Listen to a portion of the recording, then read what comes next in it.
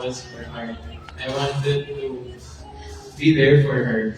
Like, kasi growing up, parang I basically like watched this girl grow up.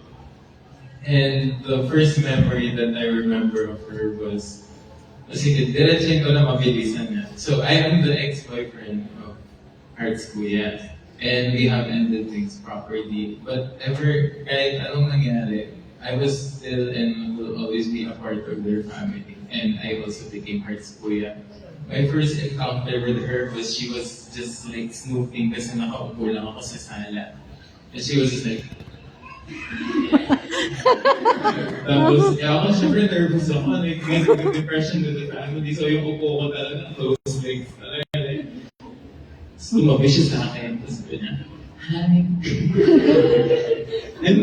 and that's what really makes it so difficult. Kasi once you realize, hearing these stories from her friends, yung last conversation namin, actually, ang talino niya kasi pinaralan niya lahat ng mga nangyayari.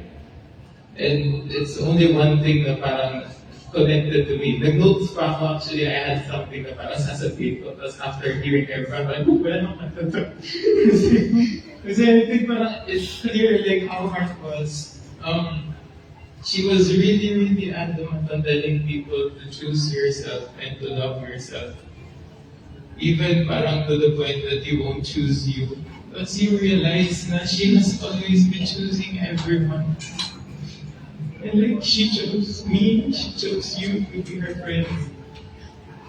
And that was it. Parang, whoever started the conversation, at the end of the day, she would be restless as hindi kanya titigilan, guguluhin kanya talaga. Totoo yun. It may seem like a fairy tale na a girl would just like keep on liking, commenting, chatting yung gano'n. But that's how hard it was. She was a girl that was so full of love and a girl that was so easy to love. Our setup was, yung bedroom kasi nung kuya niya is magkatabi. So every time na parang she was really bored, she had nothing to do, and she just peek on the window, tapos parang, yun, yung mga favorite words niya, hi. Tapos, yung hi naging, want to watch a movie, or, I don't know, gano'n. Tapos, natuwa ko kasi nag-evolve na yun naging specific na sila. Kasi yun nga, I watched her grow up, and those words translated into different things na tara mag-coffee shop tayo, tara let's eat McDo. And like, I really like, as in crazy talaga guys, if I will explain to you how much of a trip this has been for me. Kasi I wasn't just there for like her kuya. Like, I basically had to love the both of them.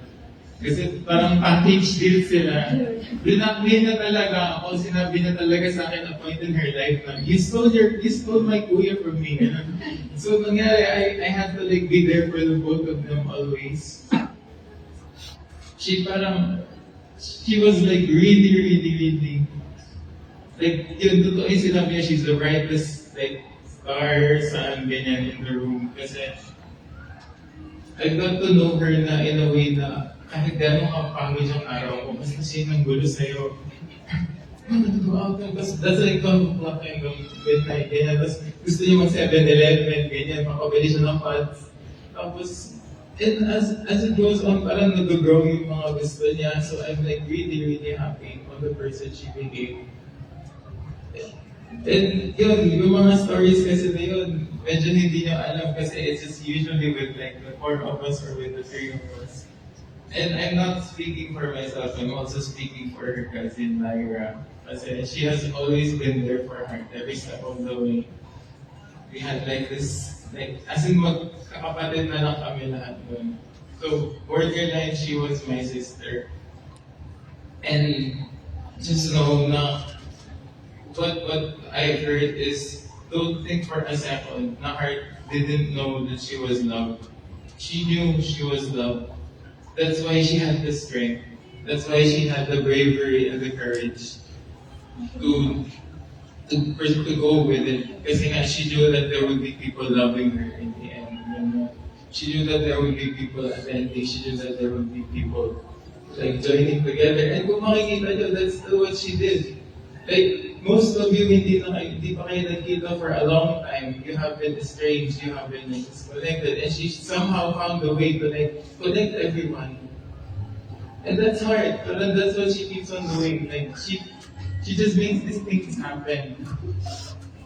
And kaya sana, when you think of her, think of yun, a heart. Kasi, I don't love her because she just loves everyone talaga. And she gives it away so easily. Kaya nga nasasaktan siya eh. But at the end of the day, that's always been her. Ganon. Siguro like to keep the short, I wrote, ito na lang siguro yung maging babasahin ko sa notes ko. Kasi I still don't have the strength to really push through. Pero this line I can really say to all of you na they say that the heart is a vital organ, making it indispensable for life. Normally when the heart stops beating, life ends. But I want everyone to know and remember, when our heart stops beating, life goes on. Kasi that's the reason why she made plans na hindi niyo tinuloy with you guys. Because she wants you to continue those plans and remember her and remember yourself in the process. Kasi she just wants you to really love yourself. And that's why she chooses you. Kasi she chose you, parang when you yourself mo choose yourself. Kaya tuloy na yung mga plans na yun, yung games na sinabi ng nalaroin nyo, play them, yung coffee shops na visit nyo, visit them. Kasi that's how you will remember her. Like in everything that you do, yung achievements, that's why she was all around the place. Pero nagkampi sa sarili niya, makikita mo yung Snoopy, you'd remember her. Like, buy that shirt if you wanted, like, get that flower if you wanted for yourself, like, get everything. Kasi nga, remember, a point in your life, and until now, someone chose you. So you should also choose yourself. And thank you so much. I couldn't say it enough. Thank you so much for loving her the way that you did. And for being there for her. Kasi it means a lot to know that she was loved and she knew that. But I want to scream to the world that this girl was born out of love. She gave love. And until the very end, she is like the embodiment of loving talaga. So thank you for loving her, and I hope na you really find the strength to always choose yourself, because that's what she did for you. She always chose you. Thank you.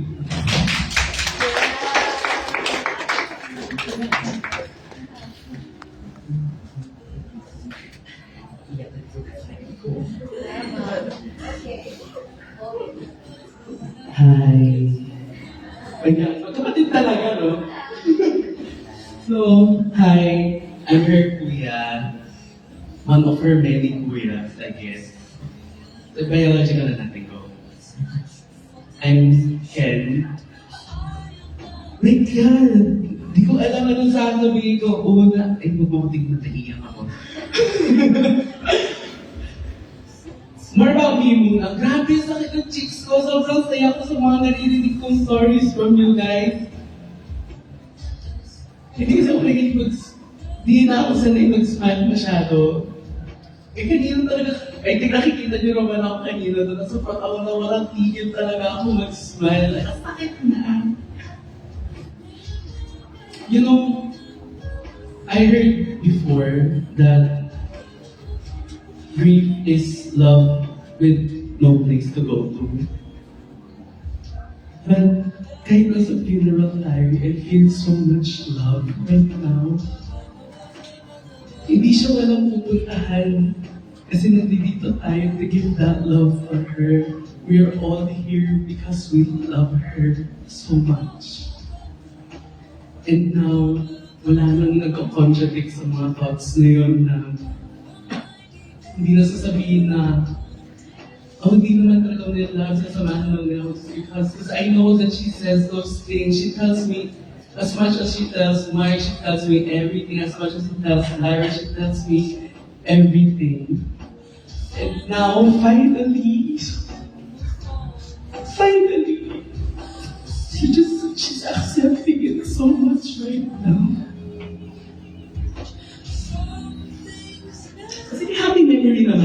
mamaya eh. Alam niyo naman si her, very fashionista. Okay, but till the end, Snow White Vampire. Yung mga favorite memories ko talaga, my gosh, dressing up, mag-makeup kami. Tapos magagalit siya kasi hindi tama yung ginawa ko. So it's my favorite thing in the world. Every time, magsasabihin niya na, Kuya, ano ball to go to? Okay, what's the makeup? What's the dress? Tapos agad, tingin. Every Christmas, what do you want? My makeup, okay.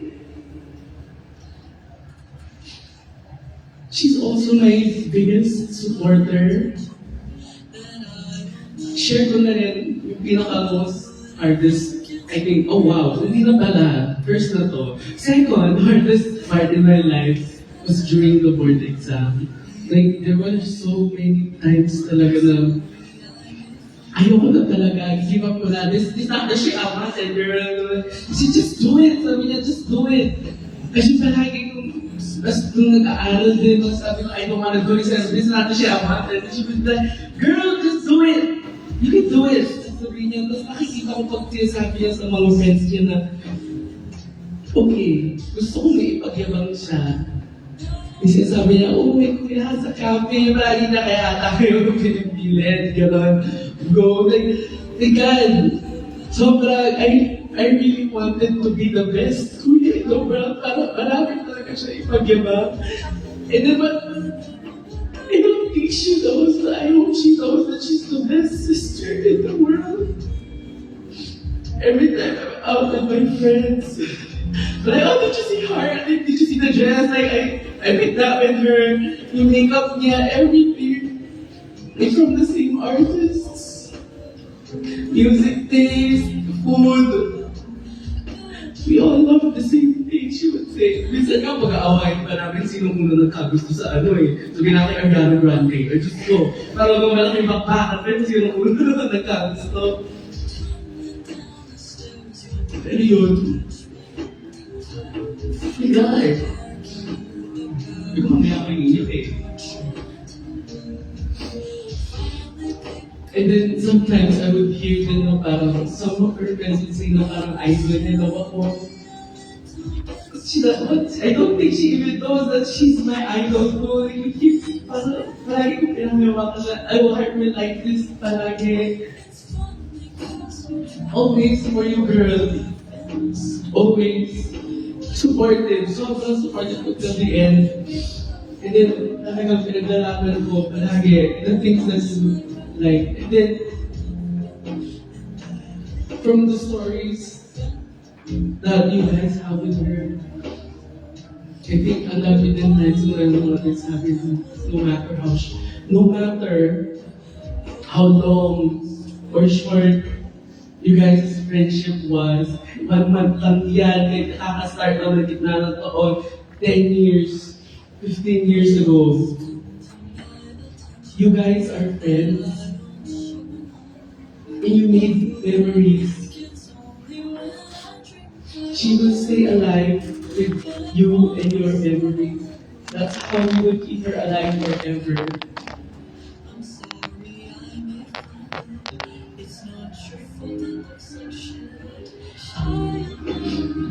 Heart was very brave. So I think very confident talagang masasabi na not a lot of people can really go through what she went through. Imagine kayo lahat dito. Kayo yung mga shining bright light sa sobrang daming darkness all around her. Each one of you a different light that helped her grow stronger, become better. She's always scared. She's a scared little girl. But she always does it. For someone so scared, she talagang layo na kakayanin niya talaga lahat. She lived a full life. She went to work, she lived in a house with the love of her life. She made so many friends. Ayun na nga, hindi pa nga tayo kumpleto lahat, ilan lang tayo. I'm glad I told her she did amazing. I'm glad I told her that I'm proud of her. Like sometimes, you don't need the words for them to feel it. For them to know. Like, I know they feel it, but words are so important, and I'm not great with words. As simple, I'm proud of you. As simple, I love you will make their whole day, their whole month. And it was sobra. Because I knew at that time, she needed those exact words. And I'm really happy. I'm happy because you're happy now. My baby heart.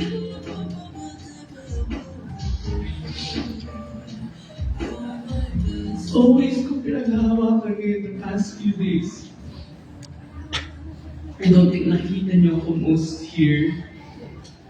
Because I'm staying at the house. Kasi I feel her more there. And now, she's here talaga. I don't want to leave her yet. I know yung pinaghahawakan ko lang talaga is she's happy now. Wala na nagko-contradict sa mga love, sa mga happiness, sa mga memories na wala na nagko-contradict na negative, all positive. She really is at peace now.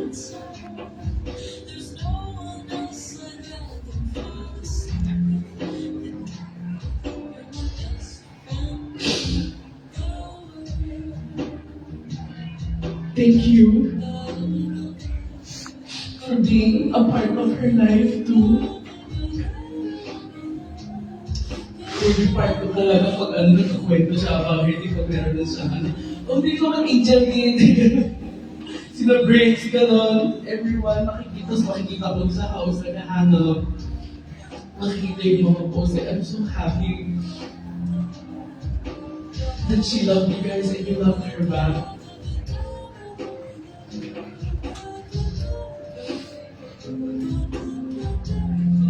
I don't know what else to say, but thank you for being there when she needed you guys. And I know she was there when you guys needed her. Thank you for being her friend.